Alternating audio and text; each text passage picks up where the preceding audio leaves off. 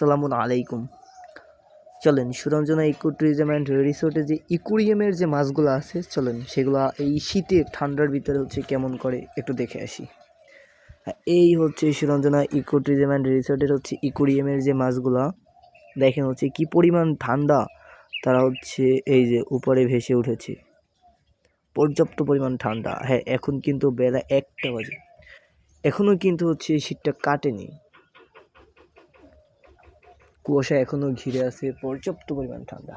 আর ওই যে দেখতে পাচ্ছেন আমাদের রয়্যাল বেঙ্গল টাইগার, সে কিন্তু একদম একদম তাকায় আছে, অবিকল সেম।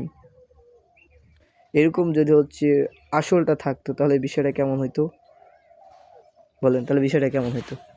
অনেক সুন্দর হতো না? খাঁচায় বাড়ে যদি একটা টাইগার থাকতো আর আমরা সবাই এসে দেখতে পাতাম। দেখেন ওই যে ওইখানে একসাথে কতগুলো হচ্ছে ইকুরিয়ামের মাছ, কত বড় বড়, পানি যে পরিমাণ ঠান্ডা, সব হচ্ছে ভেসে আছে। তারপরে এই পাশে আছে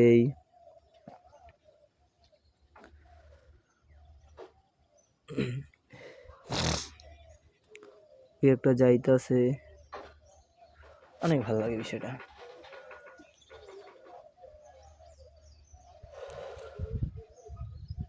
কি পরিমাণ যে ঠান্ডা, অনেক সুন্দর না জায়গাটা? আসবেন ঘুরতে একদিন, সুন্দর তোমার একটা জায়গা। দেখছেন এই সেটা, দেখছেন কত সুন্দর,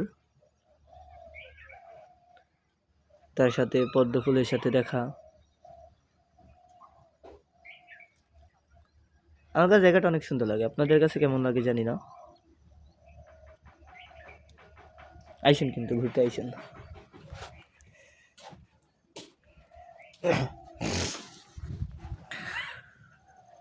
ভালোবাসার আলো জ্বালাতে পেরেছে কজন, সবই তো হৃদয় ভাঙার গর্জন।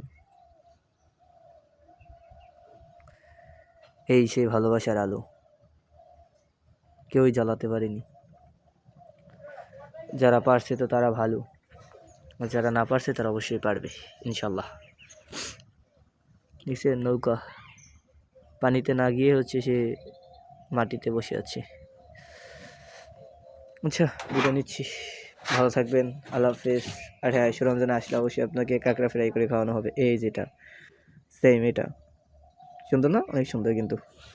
ওকে, বাই।